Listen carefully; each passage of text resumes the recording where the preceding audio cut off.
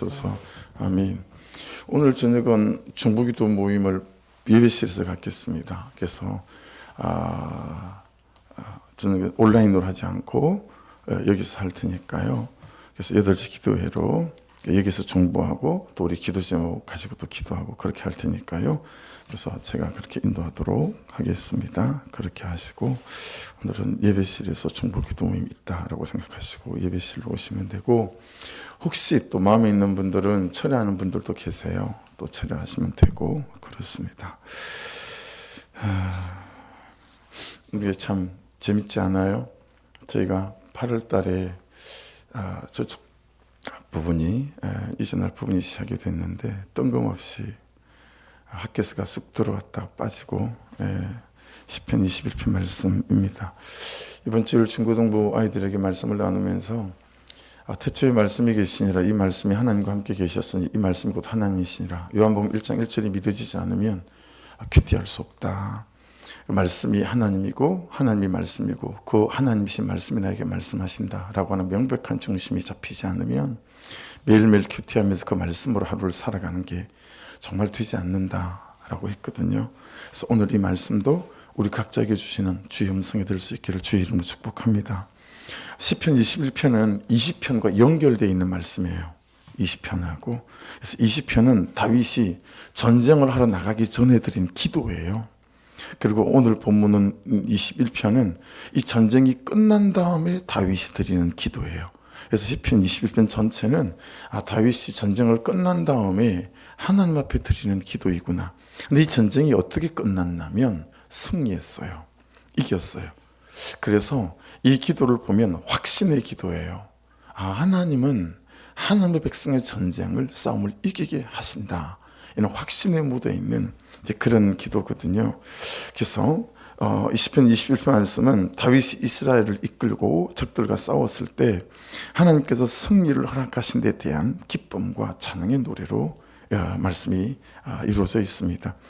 여러분, 다윗에게 일생 전쟁이 있듯이 오늘을 사는 우리에게도 일생 전쟁이 있어요. 그렇죠? 이런저런 싸움이 있습니다. 한번 기도하시면서 끄집어내 보십시오. 말씀을 들으시면서도 요즘 나에게는 어떤 전쟁이 있나. 재정의 전쟁이 있을 수 있고, 관계 싸움이라는 전쟁을 할 수도 있고, 그죠?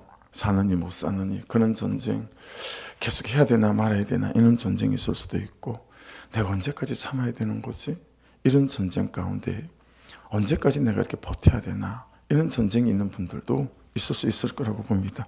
그러니까 여러분, 오늘 말씀을 묵상하실 때 포인트는 어떻게 하면 다윗이 이긴 이 전쟁을 나 또한 이 삶이라는 전쟁에서 이길 수 있을까?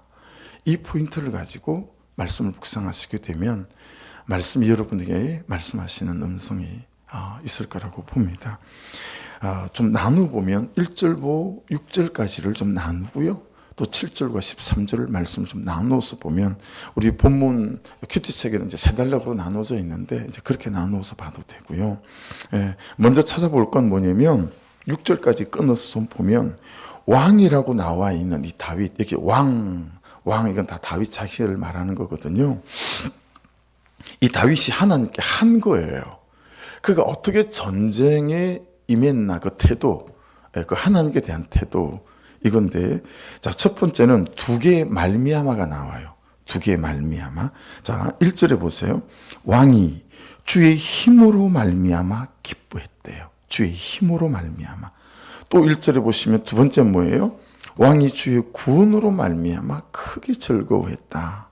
2개의 말미암아. 그러니까 이런 거죠. 내 삶의 방향, 내 삶의 방법, 내 삶의 방식이 여전히 나로 말미암은 것인가, 상황과 현실로 말미암은 것인가, 그 사람의 태도에 대한 나의 반응으로 말미암은 것인가, 그 사람이 나를 대하는 태도, 그죠? 또 그 사람의 방식, 그래서 내 감정이 막 올라온단 말이에요. 그렇게 내 감정으로 말미암은 태도인가, 아니면 그 사람을, 나의 삶을 대하는 태도가 나는 죽고 예수로 사는 말씀으로부터 말미암은 것인가, 이거 여러분 적용해 봐야 되겠죠. 난 지금 이 전쟁과 이 싸움을 하나님으로 말미암아, 말씀으로 말미암아 태도하고 반응하는가, 아니면 그냥 미치겠네, 열받아 죽겠네, 그냥 올라오는 감정과 욕구와 혈기대로 내가 말미암아 반응하고 태도하는가. 어떤 전쟁이 어떻게 하는 것이 이 싸움을 이기게 하는 것은 자명하겠죠. 다윗이 이긴 이유는 이 하나님으로 말미암아가 되어졌기에 이 전쟁을 이겼다라고 하는 거예요. 두 번째는 세계의 기도가 나와요. 세계의 기도가 2절에 보십시오.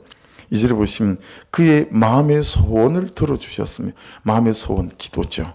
그 다음에 또 보십시오. 그의 입술의 요구를 거절하지 아니하셨네.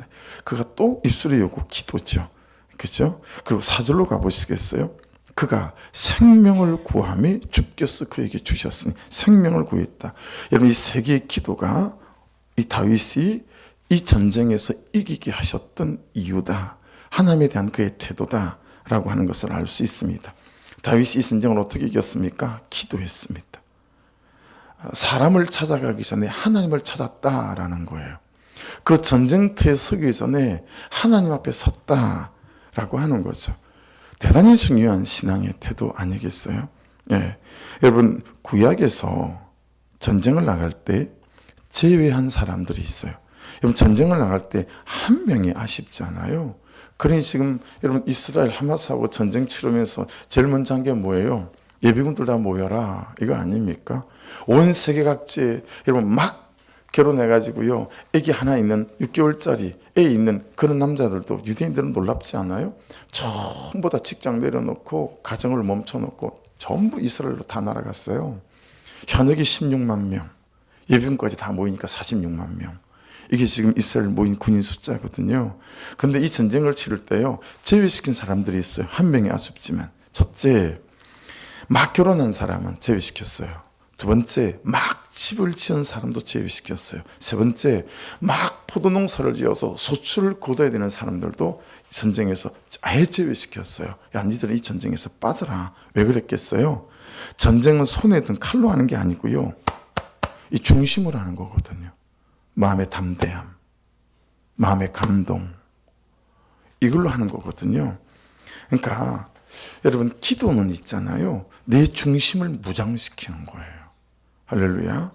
주십시오, 주십시오. 이게 기도의 첫걸음이 아니고, 기도는 내 중심을 무장시키는 거예요. 기도는 내 중심의 갑옷이에요. 내 마음의 갑옷이고 내 감정의 갑옷이에요. 네. 기도는 내 감정의 옷을 지어 입히는, 이 감정의 갑옷을 지어 입히는 하나님의 손이에요. 기도하잖아요. 그럼 내 감정에 하나님의 손이 오셔서 막 갑옷을 지어 입히세요. 그 인간을 받아낼 수 있는 그런 갑옷을 주시죠. 받아낼 수 있는 갑옷을 막 지어 입히세요. 예. 그러니까 여러분, 그가 더 악해서가 아니에요. 그가 더 혈기를 부리고 그래서가 아니고, 내 감정의 갑옷이 얇은 거예요. 내 감정의 갑옷이, 내 중심의 갑옷이 그냥 한마디에 뻥 뚫리고 마는, 그의 태도 하나에 뻥 뚫리고 마는 이 내 마음의 중심의 갑옷이 너무 얇은 거예요. 뭐가 없어서? 기도가 없어서. 기도가 약하고, 기도가 짧고, 기도가 얕아서. 기도가 깊잖아요. 그럼 이 갑옷이 두꺼워져요. 말 한두 마디에 뚫리지 않아요. 그의 태도 한두 가지에 뚫리지 않는다니까요. 예. 뭐 약간의 실수가 있긴 했으나, 주일 저녁에 아들이 약간 좀 그냥 얕은 혈기를 좀 부렸어요. 그런데 상황을 알고 나니까 충분히 그럴만 했다. 제가 인정이 되는 거 있죠. 어제 아빠 주일 저녁에 화가 나서 간단히 밥을 먹어도 되는데 치킨을 시켜 먹는 바람에 내가 오늘 차비까지 다 썼어요. 10,000원만 좀 주세요. 라고 보냈더라고요. 여러분, 제가 만일에 마음의 갑옷이 얇았으면 마음으로라도 괘씸하게 생각하고 그냥 10,000원을 줬겠지만, 아들, 어제 상황은 네가 충분히 하늘만 했다. 미안하다. 그리고 제가 30,000원을 보냈어요. 그리고 아들을 사랑한다. 그렇게 보냈죠.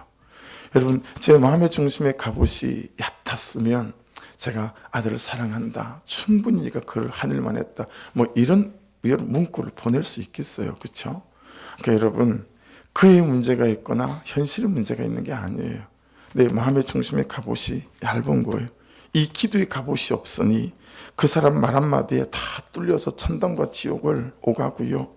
이 기도의 갑옷이 없으니 그 사람 태도 하나에 사느냐 안 사느냐 하는 것입니다. 여러분, 요엘 2장 이 말씀을 기억해서 한번 찾아보세요. 12절로 14절까지인데요. 요엘 2장 12절로 14절.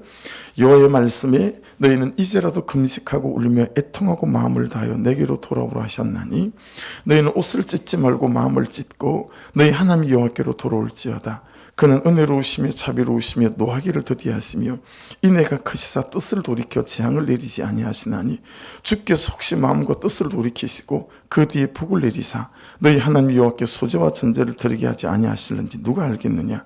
여러분, 내가 나를 위해서 가장 빨리 해야 할 일, 내가 나를 위해 해야 되는 가장 큰 일은 뭐냐면 내가 나를 위해 우는 것입니다. 여러분, 내가 나를 위해 우는 것만큼 큰 일이 없고 급한 일이 없어요. 예. 여러분, 내가 나를 위해 우는 게 뭐예요? 기도죠. 회개하는 기도고, 자복하는 기도고, 통회하는 기도고, 그죠? 참여하는 기도예요. 여러분, 그 끝에서 오는 분수령적인 회개가 지금 여기서 사단에게, 죄에게, 정욕에게, 혈기에게 막 끌려다니고 빼앗긴 내 부부 관계, 내 자녀와의 관계, 여러분, 내 삶을 찾아오는 첩경이에요. 예, 그것부터 돼야 돼요. 예. 여러분, 이렇게 말미암아의 2개, 기도의 3개, 이걸 가지고 하나님께 나아가는 다윗에게 하신 일이 뭔지를 보실까요? 2절을 보십시오.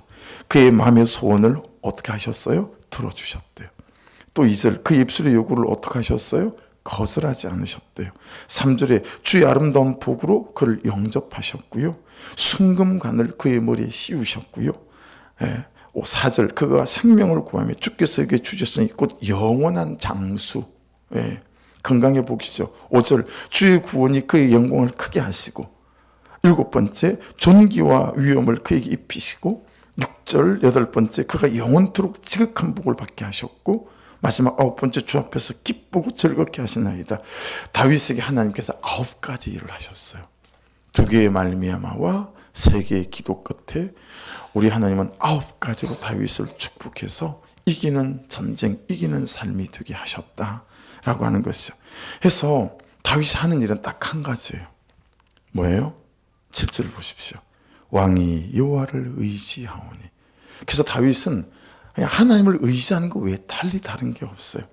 여러분, 이 왕이 여호와를 의지했더니, 다윗이 여호와를 의지했더니 따라오는 7가지 결과가 나와요. 7가지 결과. 그게 7절부터 12절까지예요. 그럼 첫 번째는 뭐예요? 7절에 보세요. 지존하신 이의 인자함으로 흔들리지 아니하리로다. 여러분, 하나님을 의지하면, 말씀을 의지하면 흔들리지 않습니다. 할렐루야. 어제도 큐티 가만 가면 올린 분들 중에 또 큐티를 나누며 그러더라고요. 그 말씀 한 자락 때문에 야, 내가 절대로 흔들릴 것 같지 않다고. 여러분, 왕을, 하나님을 의지하고 말씀을 의지하시면 흔들리지 않습니다. 내가 흔들리지 않는 이유는 말씀이었기 때문이에요. 네. 두 번째는 뭐예요? 8절에 보세요. 왕의 손이 왕의 모든 원수들을 찾아내며 왕의 오른손이 왕의 미련한 자들을 찾아낸대요. 내가 하기 전에 하나님께서 역사하신다는 거죠. 세 번째는 뭐예요? 9절에 있어요. 왕이 노하실 때에 그들을 풍무불같게 할 것이라. 네 번째는 여러분 또 9절에 있네요. 여호와께서 진노하사 그들을 삼키시리니 불이 그들을 소멸하리로다. 다섯 번째는 10절에 있어요. 왕이 그들의 후손을 땅에서 멸하며 그들의 자손을 사람 중에서 끊으리로다. 여섯 번째는 11절에 있어요. 비록 그들이 왕을 해하려 하여 음모를 꾸몄으나 이루지 못하고요. 일곱 번째는 12절에 있죠. 왕이 그들로 돌아서게 하며 그들의 얼굴을 향하여 활시위를 당기리로다. 여러분, 다윗이 가진 확신은 이것이었습니다. 하나님을 의지할 때 하나님이 이기게 하신다. 할렐루야. 이게 다윗의 확신이었어요. 여러분, 우리 오늘이라는 이 하루 하나님을 의지함으로 우리 이기는 하루 될 수 있기를 주의 이름으로 축복합니다. 어떤 문제든지 말이죠. 예, 하나님을 의지함으로 하나님 이기게 하시는. 여러분, 그래서 오늘을 사는 우리에게 하나님을 의지한다는 건 뭘까 질문해 봐야죠. 오늘을 사는 우리에게 하나님을 의지한다는 건 어떤 걸까요? 말씀이 내 삶의 방법이 되게 하고, 말씀이 내 삶의 태도가 되게 하고, 말씀이 내 선택과 결정이 되게 하는 것입니다. 할렐루야. 그게 우리가 하나님을 의지하는 것입니다. 말씀 안에서 말씀을 따라 살 때 하나님께서 나를 원수의 손에서 반드시 이기게 하신다. 아멘. 이 믿음인 거죠. 그러니 여러분, 우리가 잘해야 되는 싸움이 있어요. 잘해야 되는 싸움. 그게 뭐냐면 지금이라고 하는 과정의 싸움, 현실이라고 하는 과정의 싸움에 말씀을 대입하는 것입니다. 할렐루야. 이거 잘해야 됩니다. 우리가 지금 여러분 현실이라는 과정을 살고 있잖아요. 지금이라는 과정의 싸움을 하고 있잖아요. 여기에 계속 말씀을 대입하는 거예요. 이 문제에 대해서 말씀이 뭐라고 하시는 거지? 이 선택에 대해서 말씀이 뭐라고 하시는 거지? 이 결정에 대해서 말씀이 뭐라고 하시는 거지?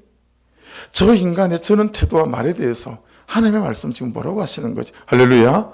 이 말씀을 대입하는 거예요. 그래야 과정의 싸움을 이길 수 있어요. 그런데 이 훈련과 연습이 우리가 너무 안 돼 있는 거예요. 이 현실에 말씀을 대입해서 내가 어떤 선택과 결정을 하는 연습과 훈련이 잘 안 돼 있어요. 네. 제가 김양경 목사님한테 어제 몹시에 너무 또 은혜가 있었다고 감사했다고 메일을 보냈더니 목사님 답장을 보냈어요. 네. 뭐라고 보냈냐면, 목사님 너무 진지해서 참 좋다. 근데 좀 덜 진지했으면 좋겠다. 좀 재밌었으면 좋겠다. 나 목사님 그러면 훨씬 더 좋을 것 같다. 마음대로 안 되겠지만 하하 이렇게 보내셨어요. 그래서 제가 답장을 어떻게 보냈냐면, 목사님 제가 말씀하실 때마다 차 안에서 오늘 아들을 대하기 위해 막 연습하고 집으로 올라갑니다. 주신 말씀 하나님 음성으로 알고 처방으로 알고 재밌기 위하여 연습하겠습니다. 제가 그랬거든요. 그럼 어떻게 해야 제가 재밌을까요? 저를 좀 도와주십시오. 기도로 좀 도와주시고 재미있는 유머 같은 거 있으면 저한테 좀 항상 정보를 제공해 주시면 하나당 덜 재밌는지 재밌는지 보시고 덜 재밌으면 알사탕 좀 재밌으면 커피를 쏘든지 더욱 재밌으면 내가 짜장면을 사드리든지 할 테니까요. 좀 재밌는 걸 연습을 좀 하려고 합니다. 대입해야 돼요. 말씀을 대입해서 생각하고 말씀을 대입해서 살아야 돼요. 예, 그렇죠? 그게 가정의 싸움을 잘하는 방법이에요. 그래서 여러분, 이 과정의 싸움을 잘하는 유일한 방법은 뭐냐면 잘 붙어가는 거예요. 잘 붙어가는 거예요. 안 사라지지만 끝까지 말씀에 붙어가고, 아멘 하십시다. 다시요. 안 사라지지만 끝까지 말씀에 붙어가고, 힘이 들 때마다 목장에서 막 퍼부어가면서 붙어가고, 예배를 통해 은혜를 공급받으며 붙어가고, 할렐루야. 이 과정의 싸움을 포기하는 사람과 이 과정의 싸움을 여러분 잘하는 사람의 차이는 딱 한 가지인 것 같아요. 자기 죄를 보지 못하는 사람은 과정의 싸움을 포기합니다. 자기 죄를 보지 못하는 사람은 그 사람은 안 된다고 생각하기 때문이고, 자기 죄를 보지 못하는 사람은 이 현실은 안 된다고 생각하기 때문에 그래요. 그러니까 지치는 거죠. 말씀의 거울을 보느냐 보지 않느냐, 말씀의 거울이 있느냐 없느냐의 차이예요. 말씀의 거울을 안 보면 나를 못 보기에 문제를 안 되는 그에게서 찾고 이 현실에서 찾기 때문에 그렇겠죠. 하지만 말씀의 거울로 자기 죄를 보는 사람은 수없이 수년을 엎어지고 자빠지고 깨어지지만 이 과정의 싸움을 포기하지 않을 수 있어요. 문제를 안 되는 나에게서 찾기 때문인 거죠. 왜 그런 줄 아시죠? 자기 죄를 보지 못하는 사람은 받아낼 수가 없기 때문에 그렇습니다. 근데 자기 죄를 보는 사람은 받아낼 힘이 생깁니다. 네. 과정의 싸움을 하는 사람들의 손에 들린 최고의 무기는요, 받아내는 삶이거든요. 과정을 살아내는 삶의 최고의 무기는 받아내는 삶이에요. 네. 근데 자기 죄를 보지 못하는 사람은 이 받아내는 삶이라고 하는 무기를 쓸 수도 없고 손에 들려있지도 않습니다. 그러니 여러분 잘 생각해 보세요. 우리가 왜 인정 중독이 없는 사람이 없을까요? 왜 저처럼 지독한 평판 중독이라고 하는 죄표에 무릎 꿇고 사는 사람이 이렇게 많을까요? 사람에게 지지를 받고 싶기 때문에 그래요. 오늘 여러분 21편 말씀을 보세요. 다윗은 사람에게 지지를 받고 싶은 마음이 없어요. 하나님에게 지지를 받고 싶은 거예요. 하나님에게 지지를 받을 때 사람에게 지지를 받는 삶이 되게 하신다는 거예요. 여러분 사람에게 지지를 받고 싶으니까 자기 죄를 보려고 하는 시도 도전 안 합니다. 자기를 좋은 사람으로 포장해야 되니까요. 잘 살고 있는 사람으로 위상해야 되니까요. 하지만 하나님께 지지를 받고 싶은 사람은 말씀으로 자신을 보니까요. 말씀으로 자신을 살피니까요. 말씀으로 자기 죄를 보고 회개하니까요. 예, 말씀의 지지를 받는 사람이 되어져 가는 거예요. 그리고 그 삶이 달라지고 태도가 달라지니 사람들의 지지를 받게 되는 것이겠지요. 여러분 아멘 해주십시오. 사람의 지지 말고 말씀의 지지를 받는 여러분 되기를 주의 이름으로 축복합니다. 해서 과정의 싸움을 하는 사람들이 이겨내야 될 싸움 중에 하나가 뭔지 아세요? 외로움이에요. 여러분 말씀의 지지를 받고 살아가는 삶이 상당히 외로움이 있습니다. 왜냐하면 처음에 사람들이 좋아해 주지 않거든요. 자기 연민입니다. 여러분 과정의 싸움을 잘하는 사람들이 해야 될 중요한 싸움은 자기 연민이에요. 왜 나만 이러고 살아야 되나? 왜 나만 맨날 받아내고 살아야 되나? 이는 자기 연민이에요. 여러분 그 감정의 여백, 그 외로움의 여백을 그냥 두면 혈리기가 되고 섭섭함이 차고 들어오고 분노가 차고 들어오고 갈등이 차고 들어오고 그냥 그 사람이 그래서 싫어지고 이 삶이 싫어져요. 그렇게 돌고 도는 수르강약 같은 삶이 반복된다는 거죠. 그러니 여러분 감정의 여백을 하나님과의 친밀함으로 채워갈 수 있기를 주의 이름으로 축복합니다. 이 하나님과 사귐, 디바인 로맨스라는 신학적 용어가 있어요. 하나님과 연애해야 된다라는 거예요. 그렇게 생각하고 여러분 가을날 창밖에 단풍 좋은 카페에 앉아서 하나님과 커피 한잔 한다고 생각하시고 말씀 앞에 한번 앉아 보십시오. 혼자 말씀 앞에. 살기 위해서라고 하는 비장함과 치열함으로 말씀 앞에 앉을 수밖에 없을 때도 있겠으나 때로는 커피 한잔 한다라는 기분으로 하나님 그분을 듣고 나를 그분께 말하고 그래서 여러분 말씀 안에서 말씀을 따라 살 때 하나님께서 나를 원수의 손에서 반드시 이기게 하신다. 이 확신보다 우리에게 훨씬 더 크고 분명해야 되는 확신이 어떤 건지 아십니까? 내가 불순종할 때 나의 불순종의 광야, 나의 불신앙의 광야, 나의 죄의 광야에 하나님은 더 크신 사랑으로 우리와 함께 하고 있다라고 하는 것이죠. 두 주 전 주일 말씀처럼. 할렐루야. 여러분 제가 중세 수도사인 로렌스 형제에게 그의 책을 통해서 배운 게 있어요. 그의 삶을 통해서. 로렌스 형제는 수도원 주방에서 허드렛 일을 하는 수사였지만 하나님께서 그를 참 귀하게 사용했습니다. 그것은 어떤 사소한 허드렛 일을 하더라도 하나님과 친밀히 교제함이 하였기 때문입니다.